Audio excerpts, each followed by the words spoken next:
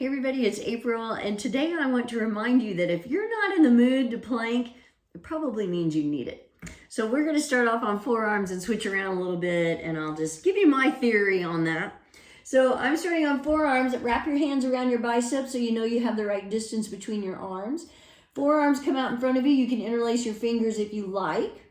Pull your shoulders down your back, then lift your upper back, lift your chest, pull in your belly, come up on your toes, shift your weight forward slightly. The timer has begun. And then we do all of that again. Press into the floor again. Separate your shoulders again. Pull in your belly. Pretend like somebody is punching you in the stomach. That's how much you should be using your abs when you're planking. Tighten up your glutes. Press your heels back. So everything is active, engaged, energized. We're already coming up on 30 seconds. Look at that. That just seemed like no time at all, didn't it? So I've had times where I'm not in the mood to plank, where I think I just can't do it. I'm not in the mood. It's not good. And you know what? I make myself do it anyway. And by the time I'm done, I'm always glad I did. And they say that I sometimes use the analogy of sometimes you have to convince yourself to go to church. But afterwards, you're glad you did. We're at 1 minute. I'm going to switch to my hands. And, that may not be true for everyone, but it just seems like some of the things you have to make yourself do, you're always glad when you did. And there's a reason that you need to make yourself do it. And especially for plank, you know what? Yeah, you don't feel like you want to set it up and hold and pull in your belly for a minute or however long you're holding, or maybe you have to take your shoes off. I mean, I did take off my sweatshirt and I took off my shoes before I started planking because I knew if I was wearing my sweatshirt and holding for 5 minutes, I was probably going to get pretty warm. If you're holding for a minute or two, you may not need to change what you're wearing at all. But you will build up a little bit of sweat if you hold for very long, especially if you're in a heated room. So today I was even feeling a little chilled, and that's why I thought 2 minutes, I'm going to switch back to my forearms and lift a leg. I thought maybe I'll leave my sweatshirt on, but I know from experience that is not the thing to do. Anyway, I have digressed.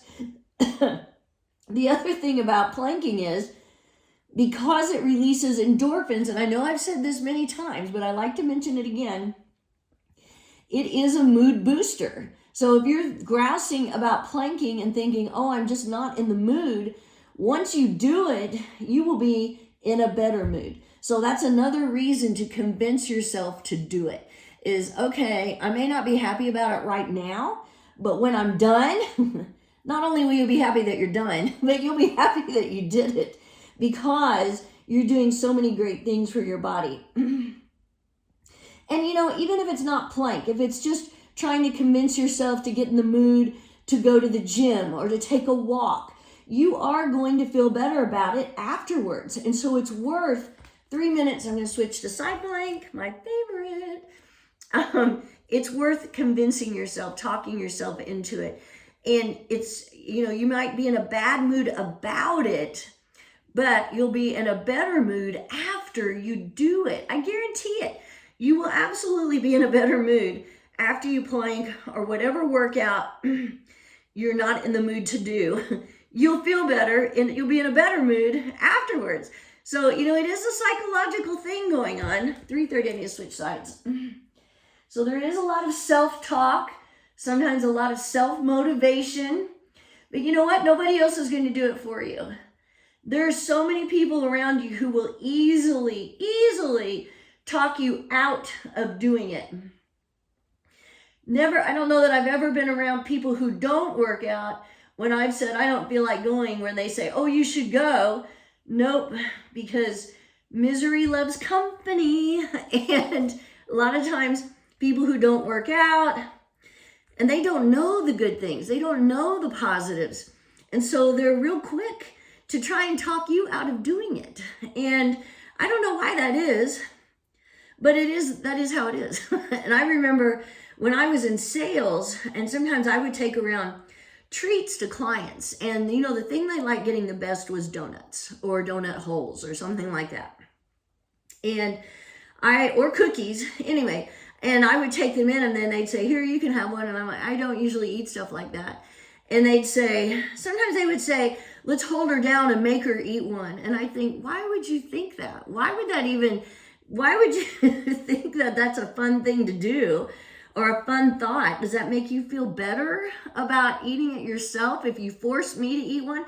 And also, I never feel like I'm depriving myself. 5 minutes, I'm going to hold a few seconds longer. I never feel like I'm depriving myself by not eating the cookies or the donuts or whatever. I just don't want it.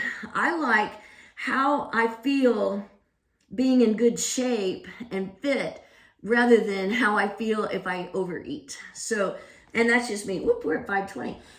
And I even, one time somebody said to me, nothing tastes as good as being thin feels. And they're right. I think there's something to that. So, or I would say maybe instead of being thin, just saying being fit. Anyway, have a great day. Get in a better mood by planking. See ya.